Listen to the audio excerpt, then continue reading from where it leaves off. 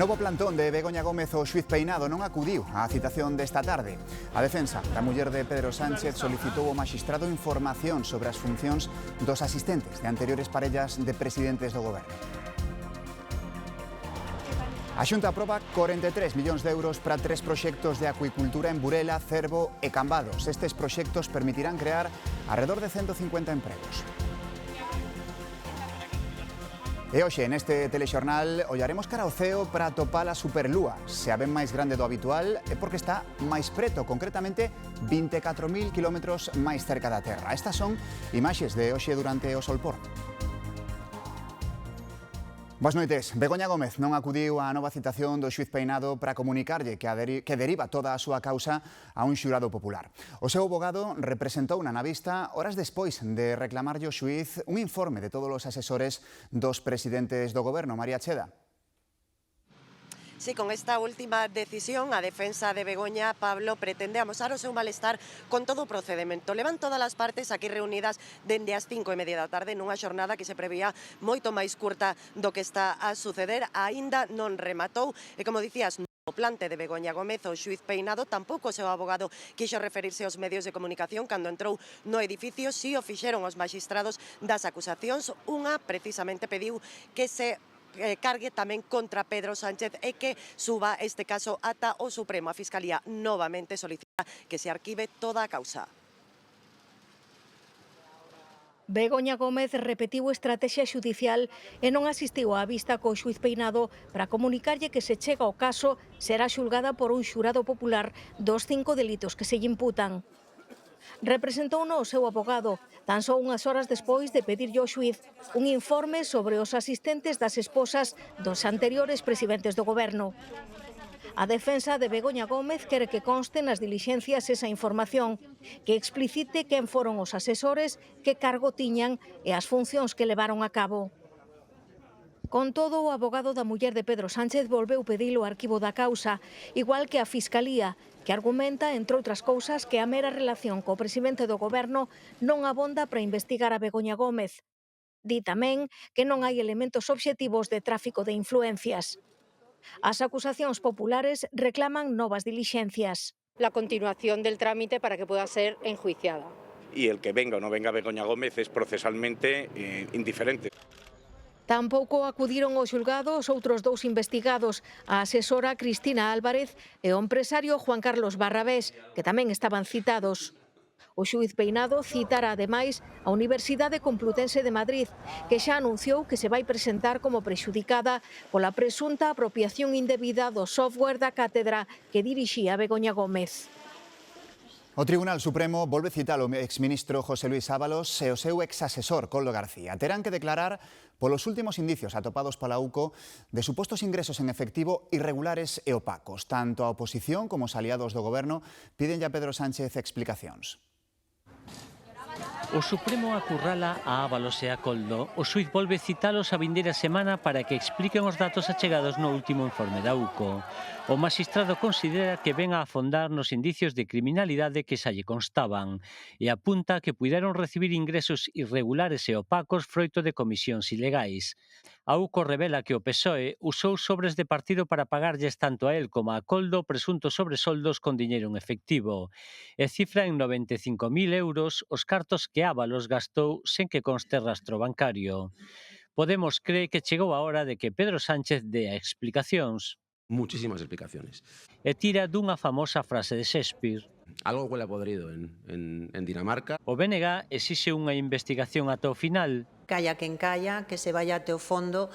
Pero desde o goberno insisten, o PSOE está limpo. Yo no veo ningún elemento relativo a ninguna posible financiación irregular. No PP pregúntanse polo silencio de Pedro Sánchez. Cuando no puedes explicar de dónde proviene tanto dinero en efectivo, es porque el origen de ese dinero en efectivo no es explicable en el ámbito de lo legal. E poñen o foco nos socios. ¿No tiene nada que decir Yolanda Díaz sobre el informe de la UCO? Os de Feijóo, de momento, chamarán a declarar no Senado os dous últimos xerentes de Ferraz. A Audiencia Nacional ordena investigar o patrimonio da expresidenta do Adif e do exdirector xeral de Estradas. O xuíz do caso Coldo reclámalle á Axencia Tributaria e a 12 entidades bancarias documentación laboral, fiscal, tributaria e financeira de Isabel Pardo de Vera e de Javier Herrero, o atopar evidencias de que cobraron comisións ilegais por contratos de obra pública entre os anos 2018 e 2021. A medida conta co visto e prace da Fiscalía Anticorrupción. A sociedade extremeña despediu hoxe o seu expresidente Guillermo Fernández Vara, falecido este domingo. Ata Olivenza, a súa vila natal, achegáronse o presidente do goberno, os do Congreso e o Senado e a xefa do Executivo Autonómico. Tamén acudiron varios ministros e compañeiros seus no Partido Socialista.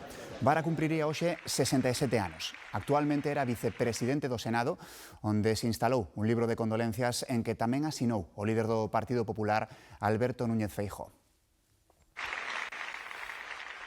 Galicia vai presentar alegacións contra o anteproxecto de lei que aprobou o Goberno para a condonación da débeda ás comunidades. Insiste en que con esta medida Galicia tería que asumir 600 millóns de euros de débeda doutras autonomías cos seus correspondentes intereses. Non se perdoa a débeda ás comunidades autónomas, sino que a pagamos entre todos. Trátase dunha medida inxusta e que se aplica con criterios arbitrarios e non técnicos. Por iso, dende a Xunta reclamamos unha vez máis que se negocie un novo modelo de financiamento autonómico, de maneira multilateral e que se teñan en conta as características de cada comunidade autónoma. A Xunta acaba de aprobar axudas para 3 proxectos de acuicultura que van xerar arredor de 150 empregos. Entre eles, a primeira planta de cría de salmón de Galicia, que se construirá a Gloria en Burela. Sí, a planta de cría de salmón de Burela vai producir 3.000 toneladas de salmón ao ano.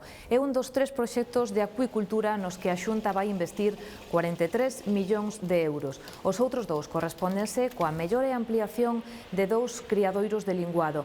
Un deles tamén ubicado na Mariña Lucense, no concello de Cervo, e o outro en Cambados. Deste xeito, o Goberno galego busca seguir apoiando un sector, o da acuicultura, que xera en Galicia 5.600 postos de traballo. Con máis de 2.600 empresas e 200 millóns de facturación anuais, Galicia é unha potencia europea no sector da acuicultura que a Xunta quere impulsar, apuntan, atraendo novos investidores. En esa liña acaban de aprobar 43 millóns de euros para a posta en marcha de 3 novas instalacións que crearán arredor de 150 empregos. Con estas axudas ampliaránse os criadoiros de linguado que Stolzy Farm ten en Cervo e Aquacría Arousa en Cambados e construirase a primeira factoría de salmón de Galicia en Burela. Apoiamos esta iniciativa con 25 millóns de euros que terá un enorme impacto en materia laboral, pois suporá a creación de ata 100 postos de traballo novos, directos e indirectos. Con estes proxectos reforzamos a aposta da Xunta por fortalecer o tecido empresarial galego vinculado á actividade marítimo-pesqueira en aras de aumentar tanto a calidade como o valor engadido destes produtos. A empresa norueguesa Seafood Legacy prevé empezar a construir a planta de cría de salmón de Burela a finais deste ano. Galicia vixiará o consumo de drogas a partir das augas residuais. A Xunta vai analizar depuradoras de 5 concellos co obxectivo de detectar o antes posible novos patróns de consumo para tomar medidas de prevención. O proxecto arrancará analizando as augas residuais de Tui, Lugo, Ourense, Pontevedra e Santiago para saber se hai presenza de cocaína, cannabis, fentanilo ou outras sustancias. Igual que se facía durante a pandemia para vixiar a circulación da COVID, vanse usar as depuradoras para obter información do consumo de drogas en Galicia. Un sistema do que tiran xa varios países europeos porque permite ter datos de amplas poboacións de xeito anónimo e rápido. Nesta análise colaborarán Sanidade, Augas de Galicia e a Universidade de Santiago e o obxectivo é reforzar as estrategias de prevención de adiccións. Non só ofrecerá datos sobre o consumo de certas sustancias en tempo real, sino que tamén permitirá detectar a entrada de novas drogas emerxentes. Con este programa non buscamos sustituir outros sistemas de vixilancia epidemiolóxica, sino que buscamos reforzar a labor de prevención con novos indicadores. Na súa reunión semanal, o Goberno galego tamén aprobou a creación dun observatorio do xogo, un organismo que estudará, avaliará e fará seguimento do sector na comunidade para garantir un modelo de xogo seguro e responsable. En páxina internacional, Israel e Hamas negocian xa os detalles do plan de paz para Gaza proposto polo presidente estadounidense Donald Trump. As reunións comezaron na cidade exipcia de Sharm el Sheikh, aínda que o home de confianza de Netanyahu aprazou a súa chegada ata o mércores. As principais dificultades están no calendario de retirada das tropas israelís e no nome dos presos palestinos que Hamas quere ver libres a cambio dos reféns. Entre tanto, xa voan cara a España outros 27 españois que ían na flotilla interceptada a semana pasada. Está previsto que aterren esta noite en Madrid, Bilbao e Barcelona. A rede social Instagram cumpre 15 anos e precisamente Europa fala de anos, pero dos que deben ter os usuarios destas redes. Acelérase o debate sobre a chamada maioría de idade digital. Bruxelas analiza se prohibir ou limitar o acceso dos menores mentres as grandes plataformas, María, intensifican a súa presión. A Comisión Europea admite que todas as opcións están sobre a mesa, desde obrigar ás redes a verificar a idade dos usuarios ata un veto total para menores de 16 anos, como o xa aprobado en Australia. Namentres, plataformas como Meta están lanzando campañas de lobby e publicidade para impulsar unha norma común europea que evite restriccións por países. TikTok, pola súa parte, tenta gañar credibilidade eliminando contidos explícitos e limitando os tempos para os menores. Agora mesmo o debate está sobre quen e como comprobará as idades e ata onde chega a responsabilidade das plataformas. Bruxelas busca un equilibrio entre protexer aos menores e garantir a liberdade digital. En Francia, Macron dá a Le Cornu unha segunda oportunidade ata o mércores para tentar formar goberno logo de que o primeiro ministro de Francia dimitira esta mañá tan só un día despois de nomear o seu executivo. Le Cornu é o sexto primeiro ministro que renuncia baixo o mandato de Macron. Con todos os escenarios posibles abertos, mesmo a convocatoria de eleccións anticipadas, Le Cornu aceptou levar a cabo as negociacións para definir unha plataforma de acción que dé a estabilidade ao país. E tamén en Francia, Gisèle Pelicot volveu hoxe ao xulgado. Encara un novo xuízo logo de que un dos 51 condenados por violala recorrese a sentenza. Pelicot foi recibida entre aplausos á súa chegada ao tribunal.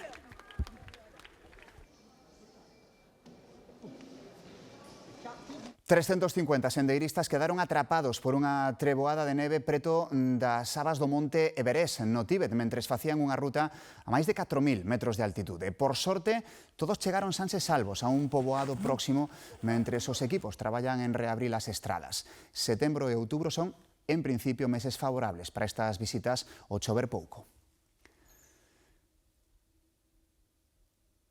E de volta na casa volven as carreiras ilegais ao polígono do Campiño, en Pontevedra. Despois da última operación da Garda Civil en xuño fixeran un parón, pero esta fin de semana de novo volveron os derrapes.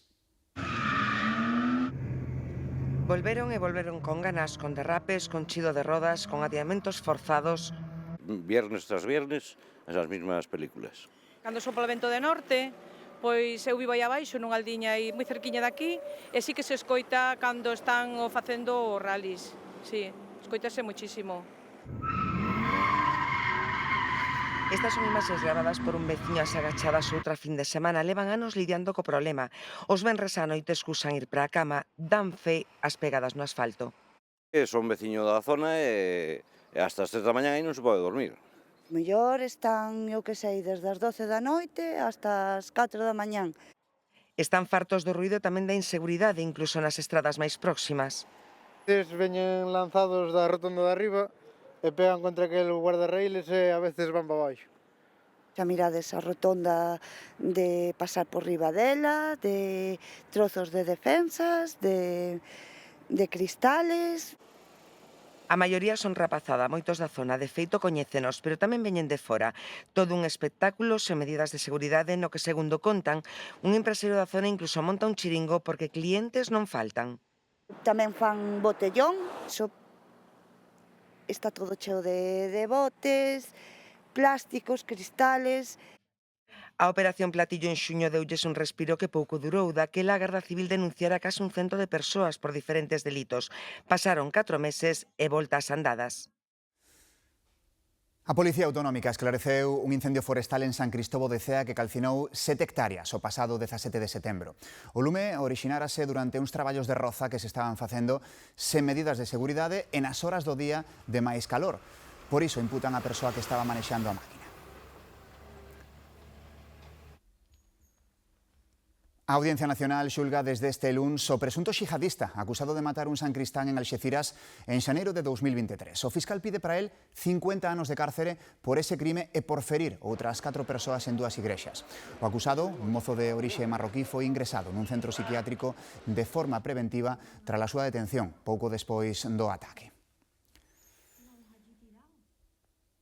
Imos xa con máis asuntos. Na Estrada comezou a recollida de mazá para facer sidra. No coñecido como Jerte galego, as maceiras están cargadas malia seca do verán. Os produtores agardan unha boa campaña tanto pola cantidade como pola calidade das mazás. Ata 2 millóns de kilos de mazá para a sidra prevén recoller este ano na Estrada. Un ano impar, 2025, que toca abundante, malia as dificultades dun verán seco. E podían haber caído moito froito, pero bueno, non caeu tanto como tiñamos medo que caíra e entonces en principio bastante ben, mantivose aí ben. Calidade tamén bastante ben, a pesar da sequía, que as últimas chuvias que houve, pois recuperou un pouquiño ben. Tamén este arranque solleiro de campaña está axudando os recolectores, que este mes se aseonllan para recoller unhas mazás que irán para facer sidra en Galicia e Asturias. Porque outros anos que chove, a mazá púdrese. E este ano, como levamos 2 semanas sin que chova moito, no outono, está bastante ben, de bastante calidade. Cantos prezos, a media estará entre uns 25 céntimos o kilo de mazá convencional e uns 30 o de ecolóxica. Para a nosa sidrería en artesanal deixamos como un 10-15% e o resto da mazá vendemos para unha sidrería que tamén traballa en ecolóxico, que é de Custom Drinks, de Estrella Galicia. Con 100 hectáreas de cultivo e preto de 100 produtores, a mazá é hoxe un motor económico na Estrada. Só falta, din, que o consumidor se acorde máis dela. Todo o mundo pensa que a sidra é en Asturias e aquí en Galicia pois sempre houve sidra. Unha tradición que potenciaron e profesionalizaron nos últimos anos, recuperando pomares artesanais e mesmo montando unha ruta turística para gozar da floración da maceira neste particular Jerte galego. Estamos agora en Ourense, onde hoxe reabriron as termas da Chavasqueira máis de 6 anos despois de que arderan, Paula. Sí, Pablo, efectivamente, hoxe reabre estas termas da Chavasqueira, un icono termal da cidade das Burgas, e faino efectivamente 6 anos despois daquel fatídico 2019 no que un incendio intencionado arrasou con prácticamente a totalidade das instalacións. E faino tamén a escasos días de que se celebre o xuizo contra as 2 persoas acusadas deste lume, xa que esa cita judicial realizarase o 15 e o 16 deste mes de outubro. Hoxe, como dicimos, realizouse ese acto de inauguración, no que tanto as autoridades como tamén os responsables desta concesionaria destacaron a mistura de tradición, tamén de tecnoloxía e de sostibilidade, xa que este proxecto é prácticamente autosuficiente e destácase a súa eficiencia enerxética. Hoxe foi o acto de inauguración, pero xa a partir de mañá estarán aberta este complexo termal da Chavasqueira para todo aquel que o queira visitar. De feito, a contía a pagar para unha sesión mantense prácticamente na mesma que en 2019 os anos anteriores, será de 5 euros e como novidade hai pulseras magnéticas para acceder. Grazas, Paula. Conxestión nasal, tose, esbirros continuos son síntomas que seguro que recoñecen as persoas alérxicas. E na primavera, a principal causa da alerxia é o pole, en outono é o nivel de humidade. O inicio deste outono, con tempo máis ben solleiro, está a ser unha boa nova para quen padece alerxia. É un outono como moi seco, de momento ben. Eu de momento estou ben, que siga así. A alerxia de maior incidencia nesta época do ano é a provocada por ácaros, que acadan o seu pico reproductivo a principios de outubro. Nesta época é cando chegamos ao 80-90% de humidade, aí aproveitan os ácaros para reproducirse. Entón, é dentro das vivendas, especialmente nos colchóns, cando removemos a mellor a roupa, o cambio de armario, de verano a inverno, pois aí vai haber moitísimos ácaros, nas alfombras, etc. Pero só hai onde hai humidade. Porque a humidade e non o po o que máis condiciona a aparición de ácaros. En Galicia mesmo existe un ácaro vencellado rural. Nas zonas máis rurales, nos pallotes, etc., nos sitios onde mellor se alimentan os animais, ese ácaro de almacenamento chamado Epidoglyphus destructor, que é moi de Galicia e do Cantábrico, non hai en outras zonas. Ese dá uns síntomas un poquinho diferentes, porque dá tamén moitos síntomas de ollos. Normalmente os ácaros non dan tanta conxuntivite, pero este ácaro sí. A marxe do tratamento médico que se poida precisar para aliviar os síntomas, recomendan Pois facer o mellor reformas na casa ou ter deshumidificadores ou tamén os purificadores de aire. A alerxia aos fungos é menos habitual en Galicia, dado que a máis de humidade precisan de calor. A palabra chegounos de fora, como unha mezcla dos vocablos ingleses breakfast, que é almorzo, e lunch, que é comida. E o resultado é o brunch, esa comida que se pode tomar entre o almorzo e o xantar ou como sustituta da cea, dicir, cando queiramos. Están para comelos. O aspecto é un dos ingredientes fundamentais nun brunch. En locais como este teñen claro que a presentación conta e moito. Eu sempre digo, comes con os ojos, ¿vale? Es porque si es algo muy buen visual, lo vas a comer con más. Claro, el sabor es muy importante también, pero el visual también es algo que tiene que ser muy bueno. Cada día xorden negocios coa palabra brunch no nome ou, cando menos, no menú. Aquí no centro de Vigo atopamos traballadores, algunha familia ou mesmo unha peregrina afeita aos brunch en Berlín. Yes, a lot. Yeah, I'm from Berlin and we have a lot of brunch there, a lot of cafés where you can eat brunch like this. Yeah. Nosotros no desayunamos porque trabajamos de noche, entonces cuando salimos de trabajar no nos da ganas de desayunar. Es un día normal para nosotros. Trabajamos a bordo del barco y tenemos tiempo libre, entonces sí, lo vamos a disfrutar. Nos non temos palabra en galego para brunch, é un almorzo, xantar, merenda que se pode tomar a calquera hora. E para calquera peto? Sí, pode ser que sea máis caro, pero ao final non ten por que ser así, pero oye, o que ti comes ahora ás 12 da mañán, que é máis contundente, pode que elimine un pouco pues, a comida que vas a facer. Varias enquisas aseguran que o brunch está medrando en España, en parte porque tamén aumenta o hábito de comer fora dos horarios tradicionais. Gonzalo regresa a Galicia con 100 anos cumpridos despois de pasar case toda a vida en Cuba. Como a él, 200 emigrantes galegos chegaron hoxe a Peinador grazas ao programa Reencontros. Como unha estrela, Gonzalo Noval chegaba este luns a Peinador con 100 anos ás costas. Comezou a vida laboral en Astano e continuou na en Cuba. Trabajé en escuela tecnológica, amistad cubano-soviética, varias escuelas.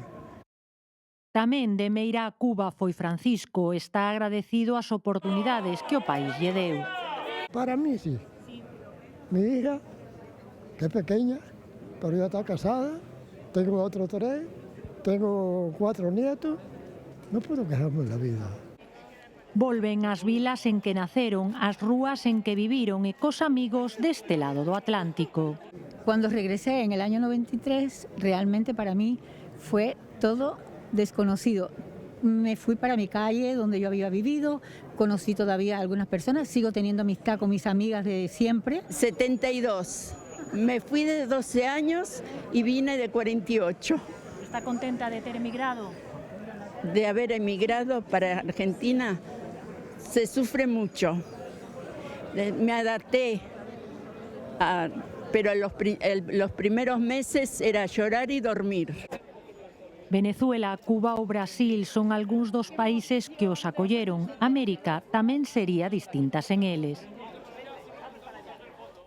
Mirar o ceo esta noite vai ser un auténtico espectáculo. Hoxe hai superlúa, concretamente, Patricia, a superlúa da colleita.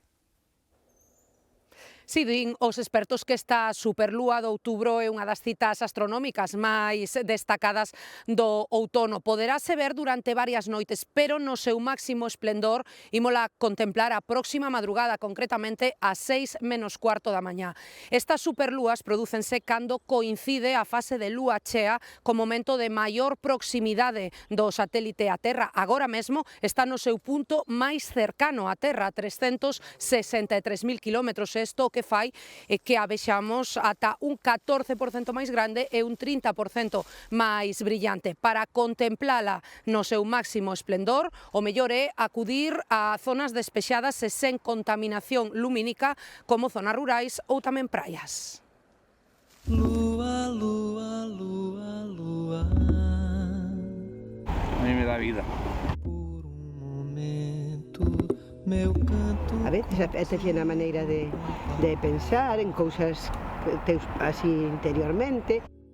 Arredor da superlúa de outubro. A razón é que a órbita da Lúa en torno á Terra non é unha circunferencia, é unha elipse, e, por tanto, todos os meses pasa por o punto máis cercano e tamén polo máis alonsado. E que, cando coincide en Lúa chea...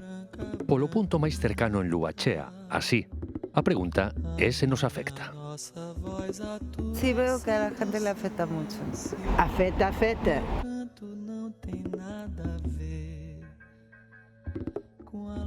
No, yo no he notado nada de eso.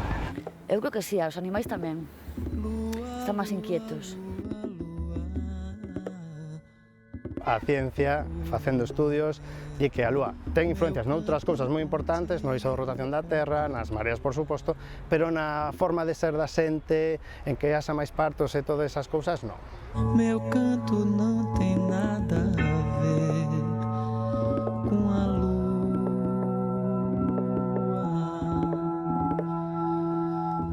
Hai a quen lle custa creer. Unha das series de máis éxito da historia que tamén vimos aquí na televisión de Galicia. Foi creada polos xenios da animación William Hanna e Joseph Barbera, coñecidos por series tamén como Scooby-Doo ou como Tom e Jerry. Foi unha serie pioneira esta de Pedro e Paulo en amosar unha parella na cama, algo que a censura non permitía entón nos Estados Unidos. Ademais, introduciu temas adultos como a adopción. Aí está Bam Bam, o fillo precisamente adoptado por Paulo e Betty. Meteron tamén conflitos laborais ou mesmo cuestións de saúde mental. O que querían era trasladar a vida familiar americana e iso incluía tamén pensar nos electrodomésticos típicos como o tocadiscos, pero levados á idade de pedra. Tamén tiñan trituradora, cortacéspede e que familia americana non tiña un bo troncomóvil para ir dar unha volta ou para ver unha peli no cinema ao aire libre. Arrancamos. Ata mañá.